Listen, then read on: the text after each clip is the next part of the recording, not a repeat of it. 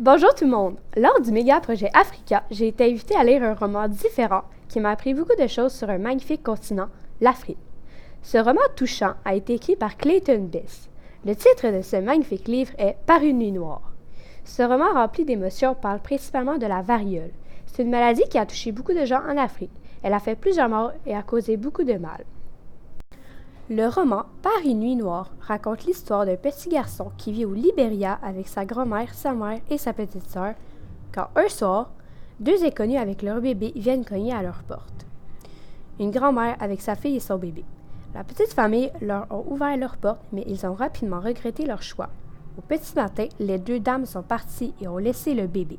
Malheureusement, la petite fille a la variole, une maladie très contagieuse et dangereuse.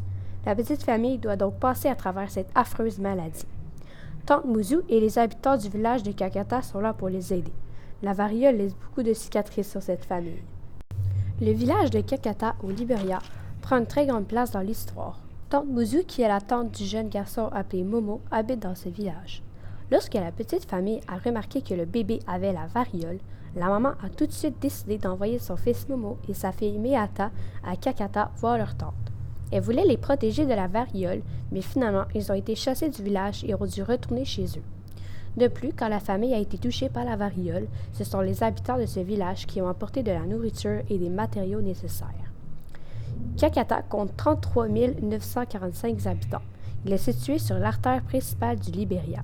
Ce village possède beaucoup d'écoles primaires et secondaires.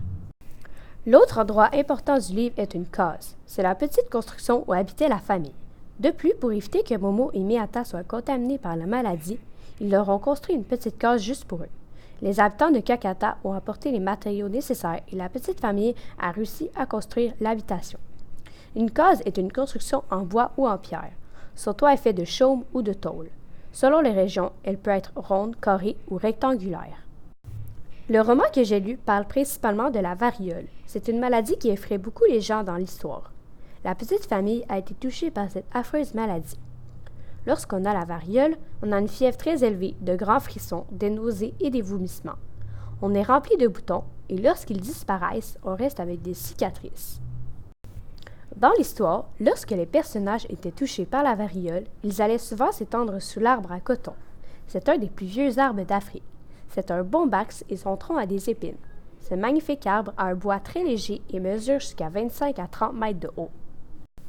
Lorsque la famille a été touchée par la variole, tante Mouzou leur a apporté du foutou. Et lorsque les deux dames et leur bébé sont arrivés dans la demeure de la famille, elles avaient apporté avec elles ce mets. Ce plat est en fait une pâte comestible, solide ou molle selon le goût du consommateur. Il est fait à partir de farine bouillie et pilée. Ce mets se mange avec une sauce en accompagnement et il est fabriqué à partir de manioc, de maïs ou de bananes plantains. Dans un moment du récit, tante Mouzou nous raconte qu'avant que les deux femmes avec le bébé viennent cogner à la porte de la petite famille, elles étaient à Kakata. C'est tante Mouzou qui les a envoyées sonner à cette demeure parce que lorsque le village de Kakata a appris que le bébé avait la variole, ils ont envoyé des hommes pour les tuer. Tante Mouzou les a sauvés en les envoyant chez sa sœur. Quand les hommes sont arrivés pour les tuer, ils avaient des gourdins à la main. Un gourdin est un grand bâton dont l'extrémité est plus lourde et épaisse. Il est fait pour frapper brutalement son adversaire ou toute autre chose et il est généralement utilisé à une main. Lors de ma lecture, j'ai vu le mot mandingue. Dans l'histoire, c'est un groupe ethnique qui cherche le diamant dans l'eau. Ils font donc remonter la boue et l'eau n'est plus bonne à cause d'eux. Les mandingues sont un peuple d'Afrique de l'Ouest. Ils sont aussi connus sous d'autres noms, tels que les Bambaras, les Maliniqués ou les Dioulas. Il y a environ 10 à 20 millions d'individus mandingues. Pour finir, durant ma lecture, je me suis sentie triste et fâchée. Lorsque je lisais le roman, j'étais très triste parce que j'étais capable d'imaginer la petite famille en train de vivre ça. Dans le roman, ils décrivent très bien la maladie. J'étais triste pour les gens en Afrique qui ont dû endurer cette souffrance.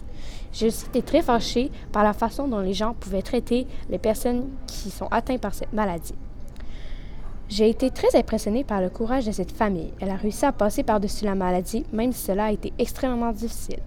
Je vous recommande fortement de lire ce fabuleux roman. C'est une histoire que j'ai adorée et qui m'a fait vivre beaucoup d'émotions. Plusieurs personnes attrapent de différentes maladies en Afrique qui peuvent être mortelles la plupart du temps. Pensons à eux et aidons-les du mieux que nous pouvons. Merci beaucoup d'avoir écouté ma présentation.